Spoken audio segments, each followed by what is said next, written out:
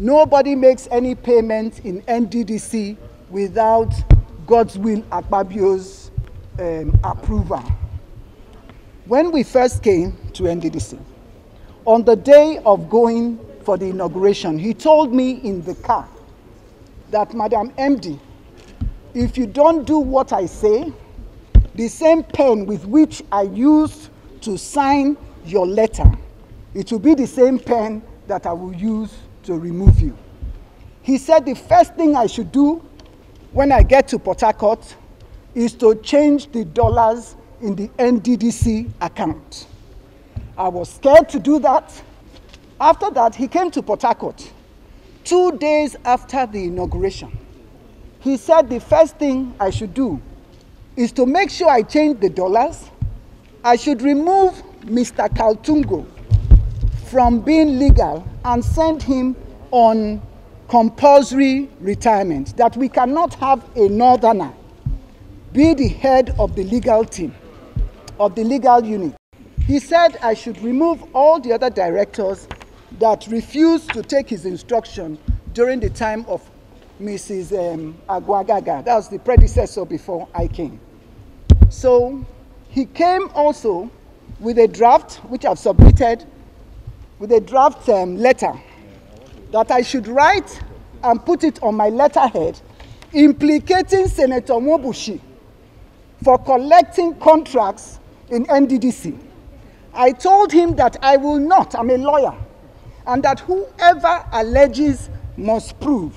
The fact that Senator Mwobushi is giving us trouble as IMC, you remember also that they did not recognize the IMC. I said I will not do that letter. He said I was ungrateful and I refused to do the letter. Dr. Cairo now said that he will do the letter. If Akpabio tells him to kill, he will kill before he asks, why did he kill? I said, for me, I will not do the letter. At that place, there was Mr. Etiebet, who was the only staff of the NDDC that was present at that meeting. When he finished, he now asked Dr. Cairo to go and send for the letter-headed paper from the office. They now sent for the letter-headed paper. Dr. Cairo now did the letter, which I've also submitted to the committee, alleging that Senator Mwobushi had contracts. Then he said, I must sign the cover letter. I said, if I sign any document from me seen by Mr. President, he will believe every line of it. So I will only write that the EDP, who should know about projects, has gone. The next thing that he told me, he said, I must make sure that all these people leave and that the procurement, because apparently Akpabio, before I came, when himself and Festus Keyamo were ministers, their first meeting at the commission, he was awarded 30 contracts for distilting and water hyacinth.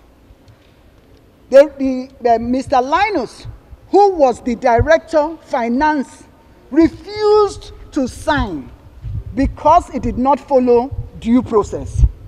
He also said that I should implicate the chairman of the House Committee, because the chairman of the House Committee had gone to Ondo State for a meeting to plan against him. Water hyacinth and distilting. They said that the budget for water hyacinth and distilting was, I think, for about 3 to 5 billion. I'm not sure exactly how much.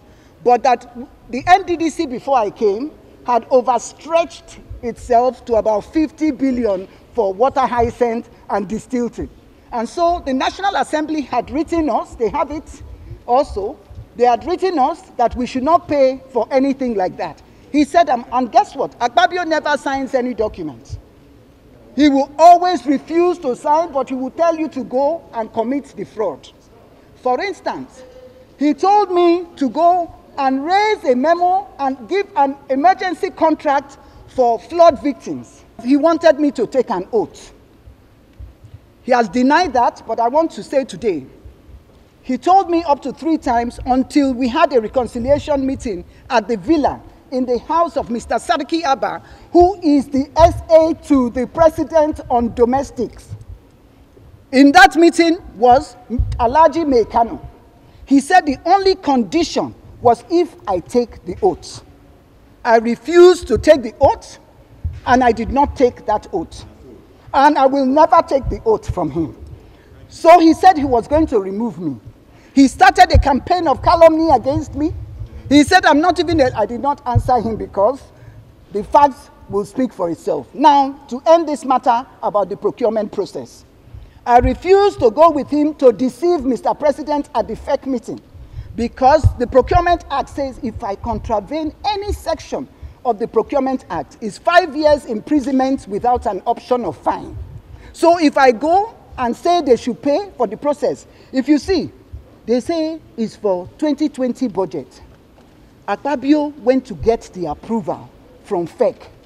The 2020 budget has not even been discussed by the National Assembly till today. The 2020 budget has not been passed. However, he lied to FEC, which is the greatest embarrassment in this country, for a budget that has not been passed, for an approval to be given for that procurement. I refused to go because he wanted me to send the money for the procurement to the ministry to implement the forensic audit. I refused. I am challenging him to deny any of these allegations because I have to round up for you people.